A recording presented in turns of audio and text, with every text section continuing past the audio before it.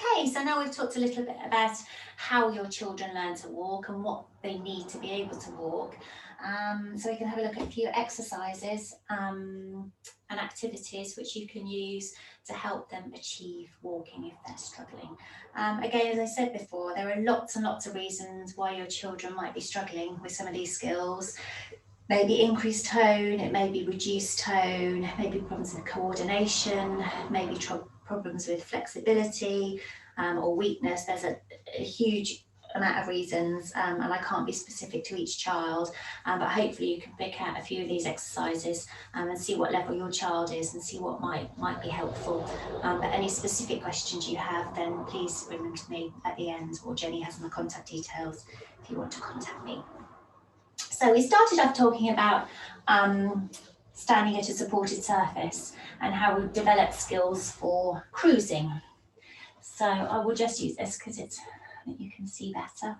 So we talked about transferring weight from side to side.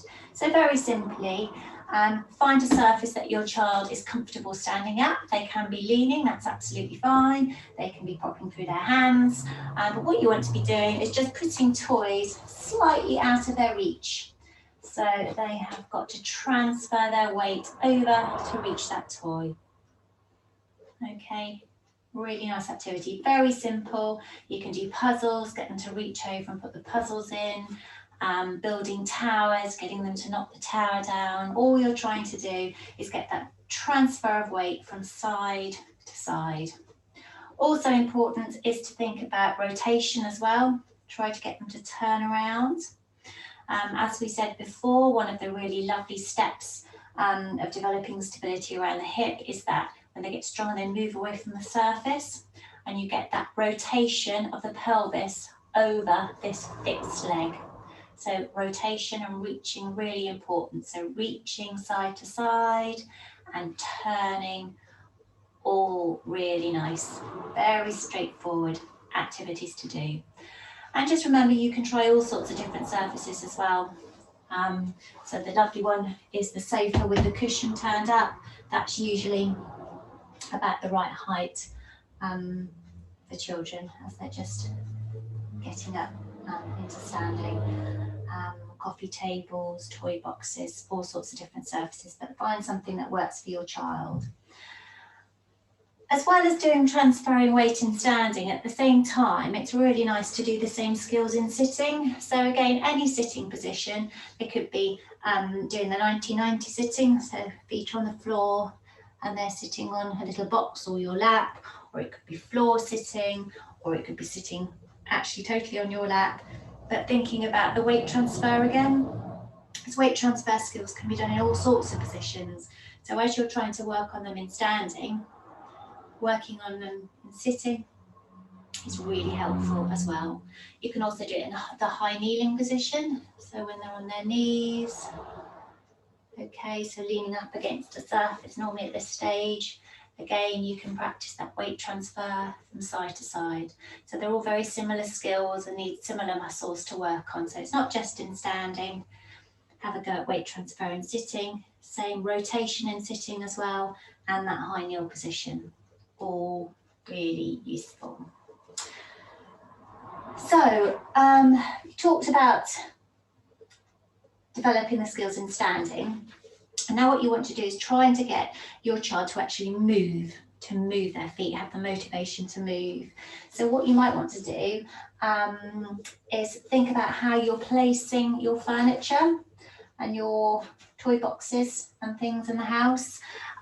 What can be really nice, as well as just having a straight line which your child can cruise along, if you put something at 90 degrees to the sofa, so you've got the sofa here and then put the coffee table at 90 degrees and put something really exciting over here, that just again encourages your child, just move away from that position, from that surface rather, and getting a little bit more movement, and then they might think, oh, I'll bring the other side over to there. So just having a surface at 90 degrees to the surface they're used to standing at is really nice. Just have a think about your furniture placement. Is nice. Also the 90-degree angle Another nice thing to do over here so you can see is actually have them standing in that 90 degrees corner. So they've got support from this item of furniture as well as the sofa, and they can just turn from that position to this position, and they've got some free hands. They could carry something, transfer something over. Yeah, they're still leaning on both these surfaces, but it's just an alternative position for them to work in, and it's all the way it's going through their legs, and they're learning those skills to control their pelvis in standing and transfer weight, just going from one side to the other. So as well as forward facing 90 degrees, you can do that backward facing 90 degrees. It's a nice one too. As well as doing it 90 degrees, you can do, just stand my little fella up there, having them surfaces parallel to each other. So what you're trying to achieve here, the next stage on, so again you're encouraging something, motivates me, sweets. What you're looking to do is really exciting over here, trying to get that stepping across, transferring weight from one side to the other. Okay, so there's lots of support to be had, and they'll do it in all sorts of different ways. To start with, legs will be all over the place, and you might just have to guide them. Okay, we talk about alignment, making sure their limbs are in alignment. So you haven't got a leg right out here. That's not how you or I would turn around. We would keep that leg underneath our hips so that we can take the weight through it. So it's just correcting the position of the foot. If the foot doesn't look to be in quite the right place, just correct that position. Just give them a little bit of help with the upper body. Minimal support that they need to achieve success. So just going through that 180 degree turn is a nice thing to do. Okay, so moving on from there, you can start thinking about bridging gaps. So at the moment they can lean on one surface, lean on another surface. But what you might want to do is to start with, keep it in parallel. So, oh, the washing basket. So you've got support here. Child might be able to cruise along here, and then, oh, there's a gap. So they have to really reach over, bit precarious, work out how to get a foot out there, bit precarious. So when they're standing in the middle, they're having to use lots of postural control, really think about how to bridge that gap. Again, there's a nice progression on from that cruising. So bridging gaps, just putting slightly more distances between the two pieces of furniture that they'll happily cruise along, so they have a little bit of time where they haven't got that support, and they're having to engage that posture, that trunk, their postural control. Obviously, as they progress, you can make the gaps bigger, so they actually have to toddle a few steps independently before the next piece of furniture, but that's a little bit further on. So to start with, make sure that they can reach from one to the other, and then move them a little bit further away. As I talked about earlier, when you're holding your child's hand for walking, that's lovely. But as they get stronger, try, rather than relying on this sort of swinging, try and bring their arms down a bit. You have to be a little bit careful on your backs at this point, because you'll be bent right over, and I know my back hurts when I do that. So bringing hands down to the point that if you can bring hands down to their waist, nice supported arms, you can hold them around there.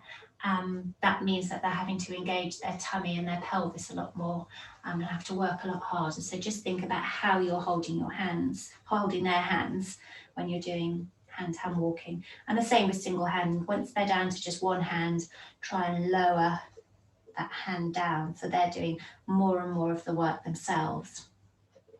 Sometimes some children are really, really reluctant to just let go of your hands, and they'll only walk with one hand held, and they've got used to that habit, and they're just far too anxious to let go at all. A nice activity is to get them to hold on to something, so a little baton of some sort, and you hold the other end of the baton. So it's not your hand they're holding, but they're holding something that you're holding, and walk along. So they've got the hold of the baton. Could be hand over hand to start with, holding onto the baton. Then you could move your hand over to the baton. So this is a very big baton, but your child is holding onto the baton here, and you're holding the hand over hand to start with. Then you can slide your hand along, so they're still holding onto the baton, but you've got control of the baton. So you're providing a little bit of support, but not so much. And then eventually you can let go of the baton, and they're walking along holding the baton without realising that they've let go of the support. So that's a good technique to use if you've got a child that's really anxious and doesn't want to let go of your hand, is to put something in their hand, your hand over theirs, move your hand away, then you let go, and they've still got hold of that object and think they're holding onto you. So that's quite a good one to do as well. Cruising along a flat surface is quite tricky, and it's a good one to move on to. I'll just move this now away. So we're talking about a wall, basically. So they haven't really got anything to lean on or hold on to. So walking along, sorry, my picture just disappeared. There we go. So leaning, so flat hands, just getting them to lean against the surface, and then encourage them to walk. So they haven't got much support at all, having to use lots of extension to keep up, lots of postural control. So it's quite tricky to walk, to cruise along a flat surface, but it's good practice as well. And also going the other way, if they're happy to stand against a surface, try to get them to sidestep along the surface. So got the support behind them and not in front of them, which can be a lot harder to cruise along. That's just another idea. Okay. Obviously the push along toys that we talked about, and there's lots of the sort of lightweight plastic ones, which are great if your child if there's enough support for your child, but you usually find that children who are having difficulties with walking will need something really quite sturdy to support them. So the old-fashioned brick trolleys are lovely, just because you can load it up with bags of sand, keep it nice and stable. So as they're standing holding on, they're not going to tip it over, or it's not going to run away with them. And it's actually really nice if they have to use a little bit of resistance to push it. Because if you push something, have a go, push something that's resistant to move, you'll immediately feel that your core engages. You have to use your tummy. So it's nice to push something with a bit of resistance, because that engages your tummy, gives them more stability, and actually makes stepping easier. So yeah, make sure that the push along toys are sturdy enough to provide the support that your child needs to be able to step. Therapy balls are nice actually. You can do standing against a therapy ball, and you move the therapy ball along, and they have got the therapy ball to lean against and step against. Obviously you're going to have to control the therapy ball, but that's a nice alternative to a push along toy, just having that ball. And you can do pushing games. A nice one for standing balance and core stability actually is rolling the ball towards them. Not trying to bowl them over like they're a skittle, but a little bounce on their tummy, just so that they have to engage their core, try not to fall over. And also that pushing back, if they're playing games, pushing the ball back to you, that has to engage tummy as well. So those ball games with a great big therapy ball can be really helpful for standing balance and help for walking. So those are the push along toys. So yeah, anything that's movable. I mean, this washing basket, you can move that along. Anything like that you've got that's quite lightweight but gives a little bit of support and can be a bit of fun. Or a little chair, the little chairs that they have you can get from IKEA, that they use to sit 90-90 at the table. Pushing those chairs along can be good fun, good practice.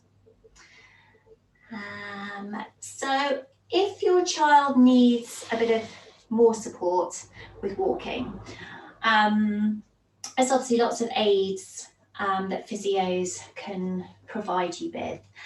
To be able to walk, you need a stable base. So you need a stable foot position, stable legs to be able to transfer weight and step. So we touched a little bit on standing, about foot position and shoes. So it may be that your child needs some really supportive shoes just to improve their stability around their ankle and their foot for stepping. That can make a massive difference. It might be for a child's very low tone that they require that stability, or it may be if your child is very high tone and they tend to go up on their tippy toes. So on tippy toes is not a stable position to try and learn to walk, so you need to get those feet flat to be able to learn to take weight through nice stable feet. So some little orthotics, so you may have heard of AFOs, which are ankle foot orthotics, which are often used for children who are either very low tone or very high tone, just to give them stability to be able to take weight through their feet. So they're basically the ones that go under the foot and up just to below the knee, just to keep that foot flat on the floor and ankle at 90 degrees. And that just takes away a lot of the effort of standing and walking to allow the child to develop other skills needed for stepping and walking. So orthotics might be needed. We did touch on the happy strap, which was the little strap designed to help align hips. So those children who've got very abducted, sort of froggy, unstable hips, the little happy strap literally just goes around the waist and the thighs and is attached, a little strap in the middle just to keep the legs together. That can be quite helpful as well, just to provide a little bit of stability when you're first up on your feet and trying to walk. Also Lycra. I don't know whether many of you have heard about Lycra, but Lycra is being used more and more in paediatrics as an orthotic just to provide stability. So they're like little wetsuits, so children can have shorts made out of Lycra or jackets or whole body suits, just to provide a little bit of support, just to help with stability, to help develop these skills. So that might be something else that your physio talks about. And the other thing I do need to mention are baby walkers. It's well known that physios don't really like baby walkers. Baby walkers are banned in pretty much most EU countries because they can be very dangerous. Basically, if they're used in very little children, which is what they are designed for, you've got a little child up walking around the house who actually cognitively shouldn't be up walking around a house, so has no idea about the dangers that they are now accessible to. Things like pulling down kettles, irons, getting hold of cords, going downstairs, tipping over, putting hot mugs of coffee on them, just being up at a height that they shouldn't really be at. And from a physio point of view, if you've got a child who's struggling to walk, it kind of makes sense. So put them in a baby walker and that will support them and they can work on their stepping. But actually it's a completely abnormal way of walking, because the child is held in a sort of nappy harness and the legs just sort of scoot along, and that is just reinforcing a lot of the patterns of movement that won't help your child learn to walk. So that's really the main issue. There's a safety issue, but from a physio point of view, it's just not developing the skills a child needs to walk. So from little ones, they should be on the floor, exploring their environments on the floor, learning to crawl, being in tummy time, all the things that help development, rather than being up in a baby walker. And for those children who are having difficulties with walking, it doesn't help because it's just teaching the wrong way to walk. And the walkers are designed for children up to about the age of 1 to 18 months. So if your child is having difficulty, it makes sense that they're going to be older. So actually these pieces of equipment probably won't be designed to fit their size either, which is another issue. And I know families do struggle with the push along toys. Obviously they're designed for sort of one-year-olds, 9 to 1-year-olds. So if your child is a bit bigger and learning to walk, then they're going to be too low. So there are lots of walking aids out there that we can suggest to you that will be far more appropriate. Obviously, your child needs to be assessed individually to see how much support they need, what support they need. If they do need support, it may be that your child is just a little bit slow to get these skills, but practice is what they need, not extra support.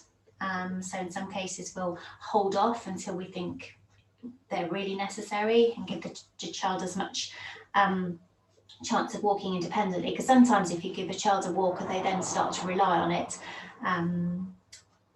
because life has become too easy.